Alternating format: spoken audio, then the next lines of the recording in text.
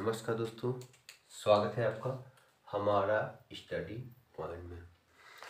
आज दोस्तों हम लोग डिकम्पोजिशन रिएक्शन के बारे में पढ़ेंगे, जिसमें एक स्पेशल केस होता है। अगर डिकम्पोजिशन हम लोग इलेक्ट्रिक करंट की हेल्प से कराते हैं, अगर एनर्जी हम लोग इलेक्ट्रिक करंट के फॉर्म में देते हैं, तो इसको हम लोग बोलते हैं दोस्तों इलेक्ट्रोलाइटिक डिकम्पोजिशन रिएक्शन। तो थर्मल डिकम्पोजिशन रिएक्शन के बारे में मैंने प्रीवियस वीडियो में आपको बताया था दोस्तों, और आज मैं इस वीडियो में आपको इलेक्ट्रोलाइटिक डिकम्पोजिशन रिएक्शन के बारे में बताऊंगा, जिसमें बहुत ही ज़्यादा एक इम्पॉर्टेंट दोस्तों आपका होता है वाटर का जो होता है इलेक्ट्रोलाइटिक डिकम्पोजिशन। ये आपका एक्टिविटी बेस्ड क्वेश्चन भी आता है या केस बेस्ड के लिए क्वेश्चन दोस्तों आता है। तो ये आपका एग्जाम पॉइंट ऑफ व्यू से बहुत ही ज़्यादा इम्पोर्टेंट टॉपिक है। तो दोस्तों वाटर का फॉर्मूला H2O होता है। इसको अगर हम लोग इलेक्ट्रिक करंट की हेल्प से जब डिकम्पोज करते हैं तो हाइड्रोजन और ऑक्सीजन गैस का फॉर्मेशन होता है। तो दोस्तों जैसा कि आपको इलेक्ट्रिक करंट अगर आपको यहाँ पे पास करनी है तो प्रॉपर एक सेटअप बनाना होगा। तो मैंने रफली एक सेटअप बना लिया। मेरी ड्राइंग बहुत अच्छी नहीं है, तो आई होप आप उसको समझेंगे और कंटेंट को समझने की कोशिश करेंगे। तो दोस्तों जैसे कि वाटर नॉर्मल जो आपका होता है वो पुअर कंडक्टर ऑफ इलेक्ट्रिसिटी होता है, जो डिस्टिल वाटर होता है, क्योंकि वो डीआयनाइज्ड वाटर होता है, उसमें आयंस वगैरह प्रेजेंट नहीं होते हैं। तो इसमें इलेक्ट्रिक करंट को पास करने के लिए हम लोग वाटर में थोड़ा सा एसिड डाल देते हैं, चाहे वो HCl चाहे वो आपका H2SO4 डाइल्यूटेड फॉर्म में हम थोड़ा सा डाल देंगे, ताकि आपका जो इसमें करंट का पासिंग है वो आपका बेटर हो, आसानी से हो और आपके आयंस का फॉर्मेशन हो। यहाँ पे दोस्तों मैंने 2 इलेक्ट्रोड ले लिया है, ठीक है। आपके गुड कंडक्टर ऑफ इलेक्ट्रिसिटी होंगे, 2 इलेक्ट्रोड्स मैंने यहाँ पे ऑलरेडी ले लिया है, आप देख सकते हैं, ठीक है। आप इसको ग्रेफाइट का या किसी भी चीज़ का ले सकते हैं जो कि गुड कंडक्टर ऑफ इलेक्ट्रिसिटी होंगे, तो ठीक है दोस्तों। चलिए, तो 2 इलेक्ट्रोड है और इसको मैंने बैटरी से कनेक्ट कर दिया है। तो जिस इलेक्ट्रोड को बैटरी के पॉजिटिव में से कनेक्ट करते हैं दोस्तों, उस पर पॉजिटिव चार्ज आता है और उसको हम लोग क्या बोलते हैं, एनोड। और जिस बैटरी के छोटे बड़े टर्मिनल से हम कनेक्ट करते हैं इलेक्ट्रोड को, उस पर नेगेटिव चार्ज आता है और उसको दोस्तों हम लोग क्या बोलते हैं, कैथोड। तो दोस्तों बच्चों को बहुत ज़्यादा कन्फ्यूजन होता है कि एनोड पे चार्ज कैसा होता है और कैथोड पे चार्ज कैसा होता है। तो दोस्तों एनोड पे पॉजिटिव चार्ज होता है, कैथोड पे नेगेटिव चार्ज होता है। क्या दोस्तों होता है, एनोड पे पॉजिटिव, कैथोड पे नेगेटिव। तो ये चीज़ आपको क्लियर रखनी होगी, कन्फ्यूजन नहीं क्रिएट करना होगा, एनोड पॉजिटिव, कैथोड नेगेटिव। चलिए दोस्तों, तो जब हम वाटर में या इस एसिडिफाई वाटर में इलेक्ट्रिक करंट को पास करेंगे तो दोस्तों होगा क्या, यहाँ पे आपका बनेगा क्या, H+ और OH माइनस आयन का फॉर्मेशन होगा।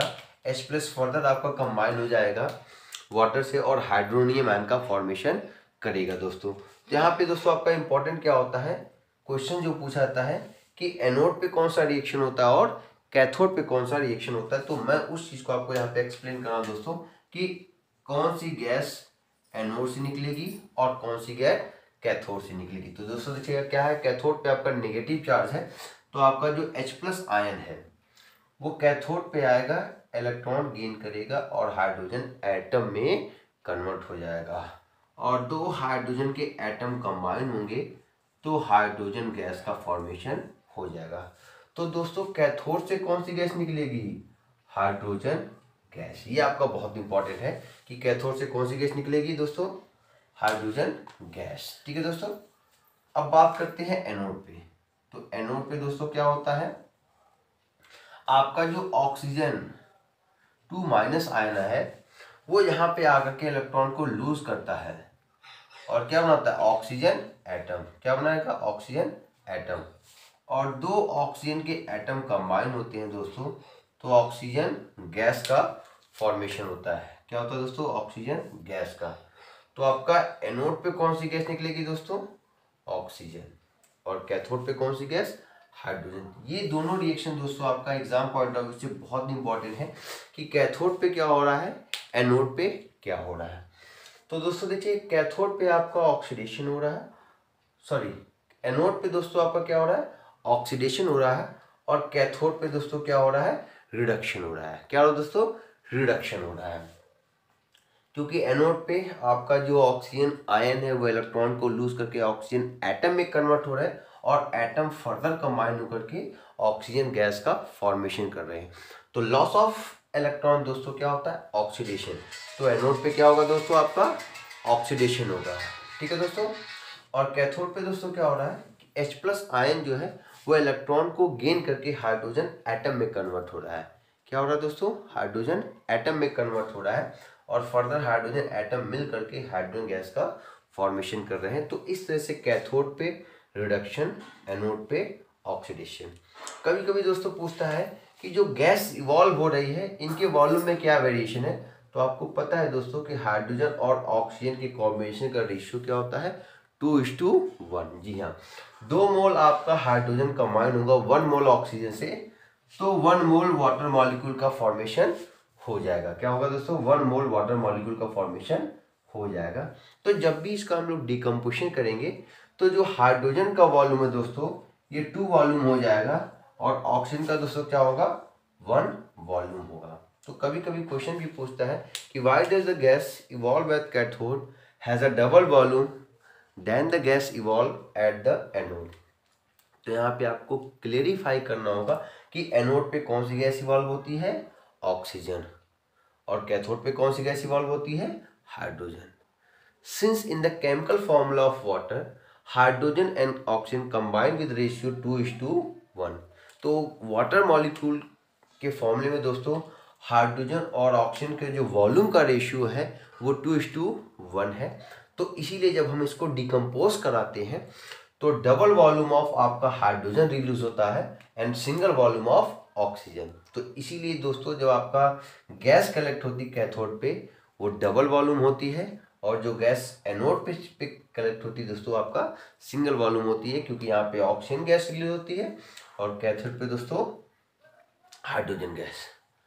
हाइड्रोजन गैस का दोस्तों हम लोग डिटेक्शन भी कर सकते हैं। बर्निंग मैच स्टिक लेकर के अगर आए जहाँ पे हाइड्रोजन गैस इवॉल्व हो रही है तो वो पॉप साउंड के साथ दोस्तों क्या करेगी? बर्न करेगी। कैसे साउंड के साथ? पॉप साउंड के साथ। यहाँ पे दोस्तों जो हम वाटर का डिकम्पोजिशन करते हैं डाउनवर्ड डिकम्पोजिशन मेथड से भी होता है, और जो आपका हाइड्रोजन गैस का डिटेक्शन होता है दोस्तों इसको डायरेक्टली हम टेस्ट नहीं करते, इस हाइड्रोजन गैस को सोप सॉल्यूशन में पास करते हैं। जो बेस्ट मेथड होता है इसको डिटेक्शन का, सोप सॉल्यूशन में पास करते हैं। तो जो बबल्स फॉर्म होते हैं उन बबल्स के पास बाइंडिंग मैच स्टिक लेकर के आएंगे और जब ये बर्न होते हैं तो पॉप साउंड प्रोड्यूस करते हैं। तो दोस्तों इस तरह से ये आपका मैंने एक जो इलेक्ट्रिक डिकम्पोजिशन रिएक्शन है उसके बारे में आपको एक्सप्लेन किया है। यहाँ पे आप बहुत सारे फर्दर इलेक्ट्रिक डिकम्पोजिशन रिएक्शन का एग्जांपल ले सकते हैं, जैसे आप NaCl को डिकम्पोज करा सकते हैं। एल्युमिनियम ऑक्साइड जो आपकी मेटल ऑक्साइड है यहाँ पे इसको भी हम मॉल्टन फॉर्म में कन्वर्ट करके इनका इलेक्ट्रिक डिकम्पोजिशन रिएक्शन करा सकते हैं। तो दोस्तों आपको केयर क्या करना है, जब भी हम इलेक्ट्रिक डिकम्पोजिशन रिएक्शन कराएंगे तो जो आपका दोस्तों कैटायन बनेगा वो कहाँ जाएगा? कैथोड पे। तो C और C for cation, C for cathode. क्या दोस्तों? C for cation, C for cathode, और A for anion, A for anode.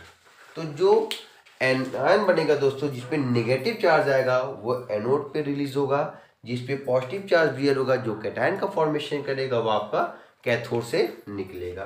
तो अगर NaCl की बात करेंगे तो Na डिपॉजिट कहाँ पे होगा आपका दोस्तों? कैथोड पे।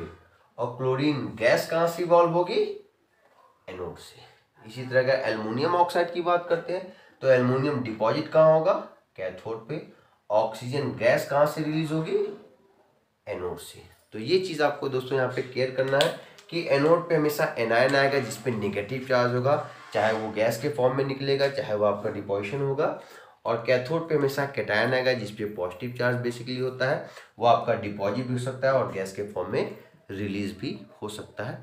तो दोस्तों ये आपके इलेक्ट्रिक डिकम्पोजिशन रिएक्शन का जो बेसिक कॉन्सेप्ट है वो मैंने अपने बेसिस पे आपको समझाने की कोशिश की है, और आई होप ये कॉन्सेप्ट आपको आसानी से समझ में आ गया होगा। और एग्ज़ाम पॉइंट ऑफ व्यू से ये बहुत ही ज़्यादा इम्पॉर्टेंट है ये टॉपिक। यहाँ से क्वेश्चन डेफिनेटली आपके एग्ज़ाम्स में आने ही आने श्योर है, और अगर आपको ये कॉन्सेप्ट क्लियर नहीं होगा तो आप माइनर मिस्टेक से अपने नंबर्स को वहाँ पे लॉस कर सकते हैं। तो इस तरह से आप लोग अगर कॉन्सेप्ट के साथ पढ़ेंगे तो कंपाउंड्स अगर आपका चेंज भी कर देगा दोस्तों, कॉन्सेप्ट क्लियर होगा तो आप अपने आंसर्स को करेक्टली वहाँ पे दे पाएंगे। तो आई होप ये वीडियो आपको काफ़ी ज़्यादा हेल्पफुल होगा आपके एग्ज़ाम पॉइंट ऑफ व्यू से। और जो इलेक्ट्रिक डिकम्पोजिशन रिएक्शन है उसका जो डाउट है दोस्तों वो आपका क्लियर हो गया होगा।